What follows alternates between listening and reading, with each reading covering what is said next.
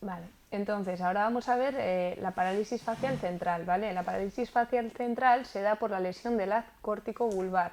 El haz córtico-vulvar es, en esta foto que hemos visto, el que va, ¿vale?, de la corteza al bulbo, córtico-vulvar, ¿vale? Entonces cuando tenemos una lesión en esa zona central, vamos a ver una parálisis facial central, ¿vale? Entonces, en este caso hay una parálisis de la mitad inferior de la cara, con la integridad de la mitad superior, ¿vale? Entonces hay un borramiento del surco nasogeniano homolateral con desviación de la comisura bucal hacia el lado sano. Entonces, el paciente, vamos a ver aquí un signo, ¿vale?, que es que el paciente no puede cerrar el ojo enfermo independientemente del ojo sano, ¿vale? O sea, tiene que cerrar los dos ojos a la vez, no puede guiñar.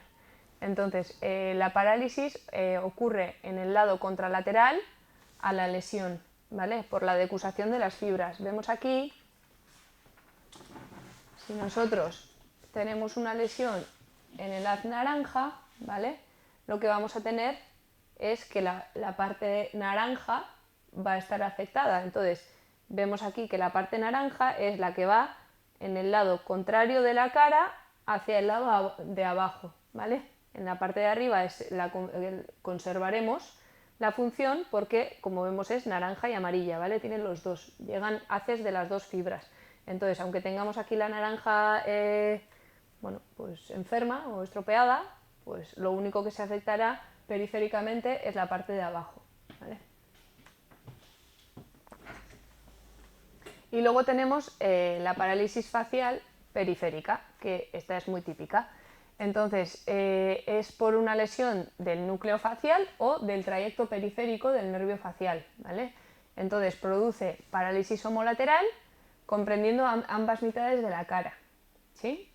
Entonces, lo que pasa aquí es que hay un aplanamiento de las arrugas frontales, del descenso de la ceja, imposibilidad de cerrar el párpado con epífora y lagrimeo, y luego tenemos el borramiento del surco nasogeniano y desviación de la comisura bucal hacia el lado sano, igual que teníamos antes en la central, ¿vale? Entonces a este se le añade la mitad superior. ¿Por qué? Porque si vamos a la imagen anterior y vemos que aquí la lesión la tenemos desde el núcleo hacia afuera, hasta ahí, ¿vale? Obviamente vamos a romper las dos fibras. Entonces vamos a tener tanto afectación de la cara superior como la inferior, ¿vale?, en ese mismo lado.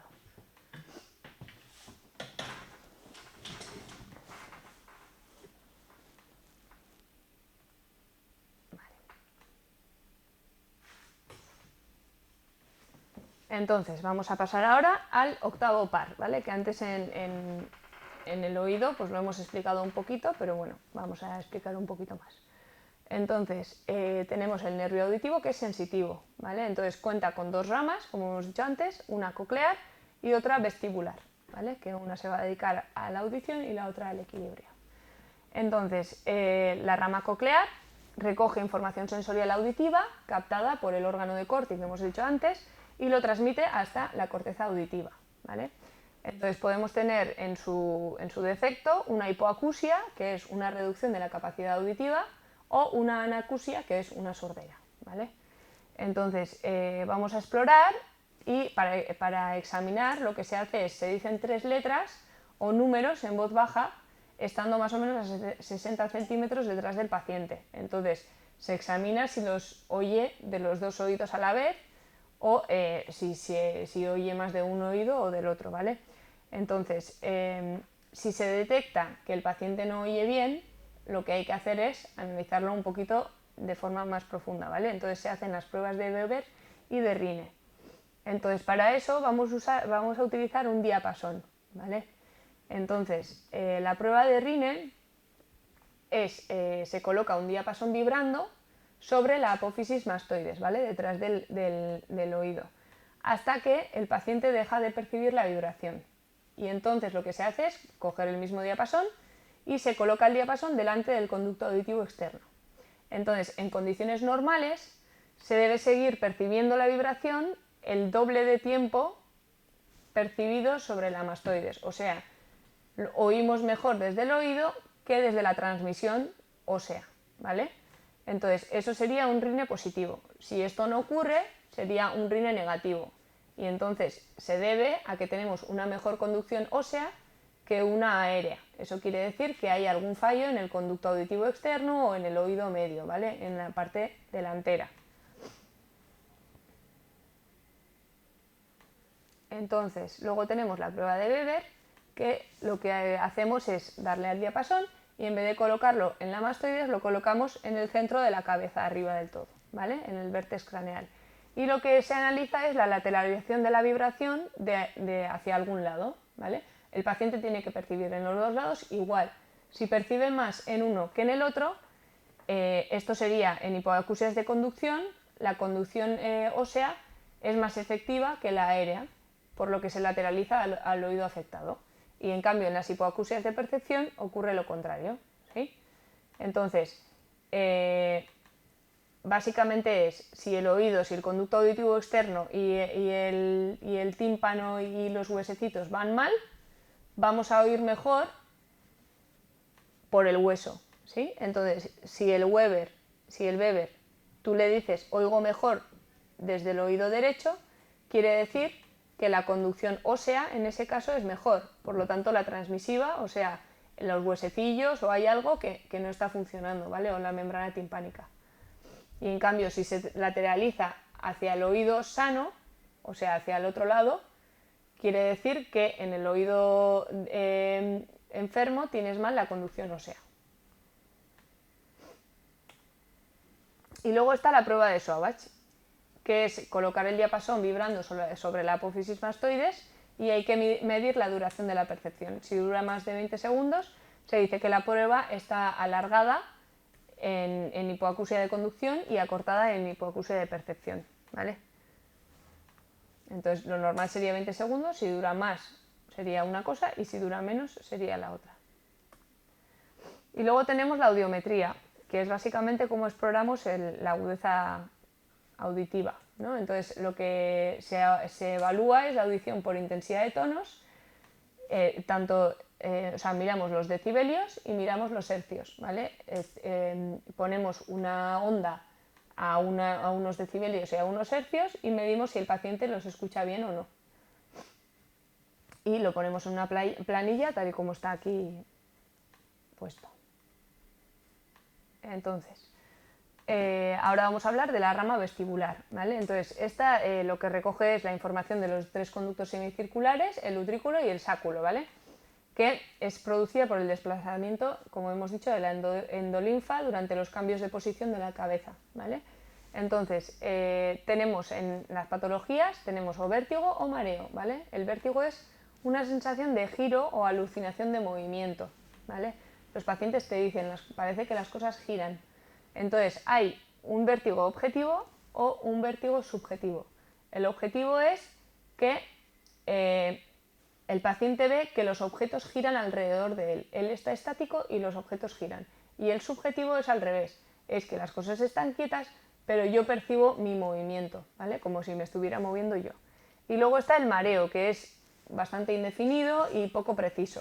Es una sensación como no placentera o displacentera, como de desequilibrio, tanto postural como en la marcha, ¿vale? Pero no es un vértigo. Entonces, vamos a ver los reflejos que tiene el octavo par. Entonces, primero de todo tenemos el reflejo vestíbulo ocular o vestíbulo espinal. Entonces, mantienen la postura del cuerpo con respecto al ambiente. Entonces, para evaluarlo se realiza la prueba de los índices, se solicita al paciente que con los brazos e índices extendidos hacia adelante toque la punta de los índices del examinador. Entonces, los dedos se desvían hacia el lado afectado en caso de patología vestibular o cerebelosa. O sea, lo que se hace es poner al paciente delante tuyo con los brazos extendidos y los índices delante. Y entonces tú pones tus índices al lado y le dices que mantenga esa posición durante un rato con los ojos cerrados. Si el paciente mueve hacia un lado o hacia el otro, será patológico. Si se queda quieto, será normal. Entonces, luego tenemos el signo de Romberg laberíntico, que es que se le pide al paciente que permanezca de pie en posición firme con los ojos cerrados. Entonces, es positivo cuando el paciente se inclina hacia un lado cuando se va a caer hacia un lado, y también puede ser positivo en lesiones cerebelosas, pero en este caso se daría también con los ojos abiertos, ¿vale? Entonces, luego tenemos la marcha en estrella de Babinski-Weil, que el paciente camina en zigzag y al cerrar los ojos forma una estrella en el suelo, ¿vale? Que suele ser común en las lesiones vestibulares o cerebelosas, que ya hemos hablado de ella en la marcha. Y luego tenemos la prueba de Utenberger, que es que el paciente se pone de pie con los ojos cerrados y se le pide que camine o que marque el paso como si fuera, no sé, pues alguien del ejército, pero sin moverse del sitio, ¿vale? Que haga como que camine, pero en el mismo sitio con los ojos cerrados. Entonces el paciente empieza a caminar o empieza a hacer la marcha y sin querer, si tiene alguna patología vestibular, se va a desviar hacia izquierda o hacia derecha, normalmente hacia el lado afectado, ¿vale? Y además se gira del todo, o sea, se gira, da 90 grados y aparece mirándote hacia el otro lado. Y se suele quedar bastante... Entonces, después del par 8 vamos a ver el noveno par, ¿vale? Que es el nervio glosofaríngeo, que este también es mixto. Entonces, tiene fibras aferentes y eferentes y está muy relacionado al neumogástrico. Entonces, este recoge la sensibilidad de la piel del área retroauricular, detrás de la oreja, recibe sensaciones del gusto que ya hemos dicho del tercio posterior de la lengua, ¿vale? Los dos tercios anteriores eran el facial y el tercio posterior el glosofaríngeo. Luego inerva con fibras vegetativas la glándula parótida y da motilidad al músculo estilofaríngeo y al constructor superior de la faringe, ¿vale? Entonces aquí vemos su recorrido en la imagen y veis a dónde manda sus ramas, ¿vale?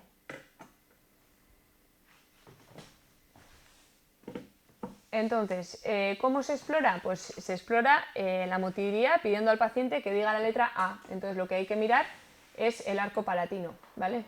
Entonces, si el arco palatino está descendido o tiene una forma normal, vamos. Entonces, tenemos el reflejo faríngeo y el reflejo velopalatino. ¿Qué es el reflejo faríngeo? Pues se explora usando un depresor en la parte posterior de la faringe y viendo si hay náuseas. Es el reflejo de la náusea, ¿no? O sea, le metes el palito y si hay una náusea, pues es que el reflejo está bien. Luego está el reflejo velopalatino, que se explora estimulando el borde libre del paladar con un depresor. Lo que haces es rascar un poquito o rozar un poquito en la zona del paladar. Entonces lo que se observa es la elevación sin desviación de la úvula, ¿vale? Se elevan las dos partes del palatino, es como cuando alguien hace un falsete en el coro, que subes el paladar, o cuando bostezas, por ejemplo, subes el paladar, pero las dos a la vez. Nunca podrás subir una y la otra no, ¿vale? Si hay un defecto de alguna de las dos, si se cae alguna de las dos, habrá un defecto en el par, ¿vale? Y entonces lo que hace también es el sentido del gusto.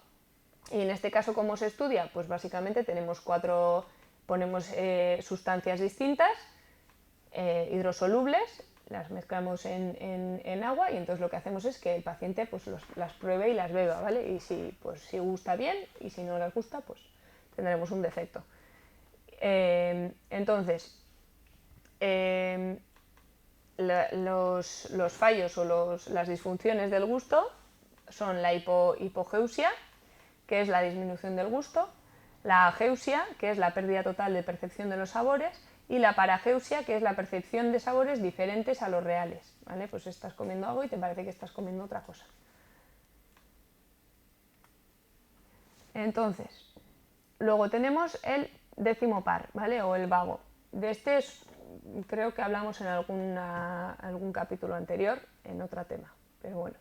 Entonces, también se llama nervio neumogástrico, posee fibras motoras viscerales y motoras para los músculos de la laringe, ¿vale?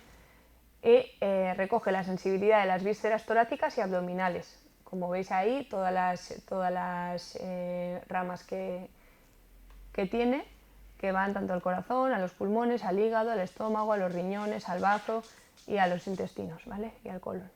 Entonces, también emite fibras vegetativas parasimpáticas que inervan la primera porción del tubo digestivo.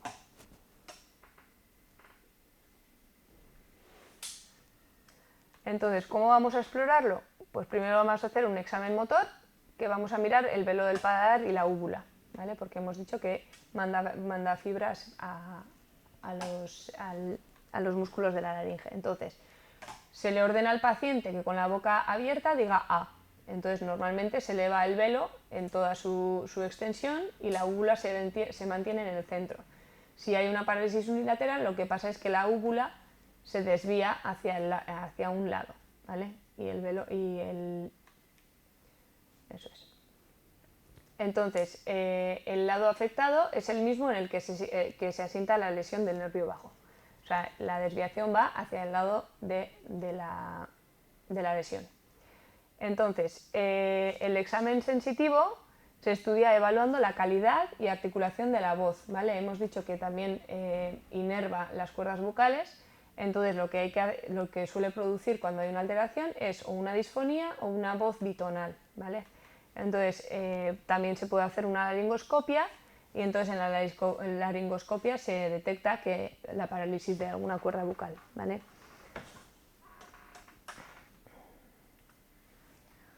Entonces, ahora vamos a ver el 11º par, o par número 11, que es el nervio espinal, ¿vale? Este es simplemente motor y va a inervar los músculos del cuello. Entonces, es un accesorio del vago, es únicamente motor, como hemos dicho, y tiene dos ramas, una interna o craneal, que se integra al vago, y luego una externa o espinal, que inerva los músculos esternocleidomastoideos y el trapecio, ¿vale? Entonces, ¿cómo lo exploramos? Pues lo que hacemos es decirle al paciente que gire la cabeza hacia un lado y hacia el otro contra resistencia y que nos haga fuerza contra nuestra mano poniéndola en la mejilla hacia un lado y hacia el otro, ¿vale? Entonces, por último tenemos el 12º par, o el par número 12, que es el nervio hipogloso mayor. Entonces, este lo que hace es dar motilidad a los músculos de la lengua, ¿vale? Y los músculos geniglosos, estilogloso, iogloso y genioideo, que son todos los que están alrededor de la lengua por debajo. Entonces, se estudia analizando la existencia de atrofia muscular en la lengua en reposo, vemos si la lengua tiene el volumen que tiene que tener o es más pequeño o lo que sea, y se le pide al paciente que saque la lengua y que la mueva horizontal y verticalmente, ¿vale? Si hay lesión de un lado de la lengua, al sacar la lengua se desviará al lado afectado, ¿vale? La lengua es como si fueran dos músculos que hacen fuerza hacia el centro, entonces si nosotros quitamos la fuerza de uno, la lengua se va a desviar hacia el lado en el que está enfermo, ¿vale? Entonces le decimos al paciente eso, que saque la lengua, que la mueva para un lado o para el otro y arriba y abajo. Y así podemos explorarlo. Y por último, vamos a ver la motilidad, ¿vale? Entonces, ¿qué es la motilidad? Pues es el movimiento es una actividad muscular regida por el sistema nervioso central, ¿vale? Entonces puede ser de dos tipos, puede ser una motilidad estática o puede ser una motilidad cinética. ¿Qué es una motilidad estática? Pues es aquella que mantiene el segmento, o sea, un segmento o todo el cuerpo en una actitud cuando no hay movimiento, ¿no? Es básicamente el tono muscular. Nosotros cuando estamos de pie o sentados en alguna forma, en alguna postura, manteniendo esa postura, la que está trabajando es la motilidad estática. Y luego tenemos la motilidad cinética, que determina por medio de una o varias contracciones musculares el desplazamiento de un segmento o miembro o todo el cuerpo hacia otro sitio, ¿vale? Entonces, dentro de la motilidad cinética también la vamos a dividir en dos categorías. Está la motilidad activa voluntaria y la motilidad involuntaria, ¿vale? La activa voluntaria será la que se ejecuta de forma voluntaria, ¿no? Entonces se inicia en las células de la corteza cerebral y se transmite hasta la neurona del asta anterior de la médula o hasta los núcleos motores de los pares craneales, según si es cara, cuello o tronco o cuerpo, y a lo largo del tronco encefálico. Entonces, el encargado de efectuarlos es el sistema piramidal o voluntario, ¿vale? En cambio, la motilidad involuntaria es la que se realiza independientemente de la voluntad del sujeto. Entonces, en ella existen varias jerarquías de movimientos, por ejemplo, los movimientos reflejos, los movimientos automatizados como tics y otras. Entonces, vamos a explorando la motilidad activa voluntaria. se suele explorar pidiéndole al sujeto que realice con todas y cada una de las partes de su cuerpo todos los movimientos que correspondan a cada articulación, ¿vale? Entonces se observa, mientras el individuo realiza dichos movimientos, que los movimientos estén bien ejecutados y sean más o menos simétricos, ¿vale? Entonces se completa esta exploración con la determinación de la fuerza muscular segmentaria, y para eso tenemos diversas maniobras, ¿sí? Entonces, por ejemplo, podemos decirle al paciente que nos agarre fuerte desde los dedos índices de las manos y nos apriete. O le podemos decir que haga fuerza contra resistencia. Nosotros le ejercemos una resistencia y vamos valorando cada músculo a ver qué fuerza tiene, ¿vale? Siempre hay que hacerlo en los dos lados a la vez, por igual y comparando, ¿vale? Entonces, aparte de eso, existen maniobras que permiten estudiar la fuerza muscular segmentaria con un criterio objetivo, ¿vale? Y no subjetivo como el anterior, porque un paciente te puede hacer fuerza, pero bueno, pues tú más o menos puedes saber si es igual o no, pero tampoco puedes calcular la fuerza que te está haciendo. Entonces lo que solemos hacer son la maniobra de Barré y Mingazzini.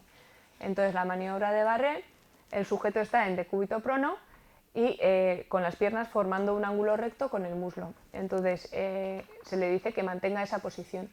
Si hay alguna parálisis o alguna pérdida de fuerza, no podrá mantener esa posición y poco a poco una de las extremidades o las dos irán cayendo, ¿vale? Y luego está la maniobra de Mingazzini, que se explora con el sujeto en decúbito supino y se le ordena flexionar los muslos en un ángulo de 90, igual, con relación al tronco, y ambas piernas sin que se toquen las rodillas, ¿vale? Las piernas separadas. Y entonces se le dice lo mismo, pues que aguante esa posición durante un tiempo. Si no tiene fuerza en las extremidades o en el abdomen o en el psoas, pues poco a poco irá cayendo esa pierna. Y también se hace lo mismo con las extremidades superiores, ¿vale? Se le dice que extiendan las extremidades superiores formando 90 grados con el tronco y que mantengan esa posición. Entonces, alteraciones de la motilidad voluntaria, pues tenemos varias. Podemos tener una hemiplegia, que es una pérdida de la motilidad activa de un hemicuerpo, ¿vale? De la mitad del cuerpo, que puede ser facio-brachiocrural o brachiocrural. Luego tenemos la hemiparesia, que es la reducción de la motilidad activa de un hemicuerpo con consideraciones similares a la hemiplegia, ¿vale? Tenemos la cuadriplegia, que sería la pérdida de motilidad en las 4 extremidades, en los 4 miembros.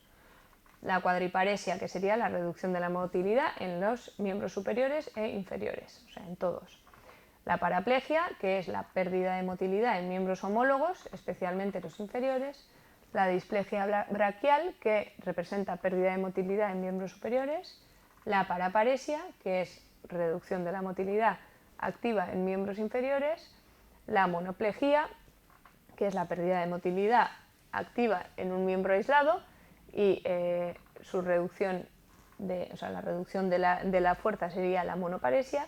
Y la fatigabilidad, que en situaciones que en el movimiento inicial, situaciones en las que el movimiento inicial se efectúa con fuerza normal, pero que luego se debilita rápidamente. Por ejemplo, lo que os he explicado en la miastenia gravis, ¿vale? De los ojos, que primero se abren bien los ojos y luego poco a poco el párpado va perdiendo fuerza, van cerrándose los ojos hasta que le decimos al paciente que inicie de nuevo la maniobra y vuelve a abrir bien los ojos, ¿vale? Entonces, básicamente aquí pues tenemos la plejía y la paresia. La paresia es reducción y la plejía es pérdida. Y luego tenemos las alteraciones de la motilidad involuntaria, que hay que observar siempre en un paciente, a ver si existen o no, que son los movimientos activos involuntarios como los tics, temblores, convulsiones, que algunos son patológicos y algunos no.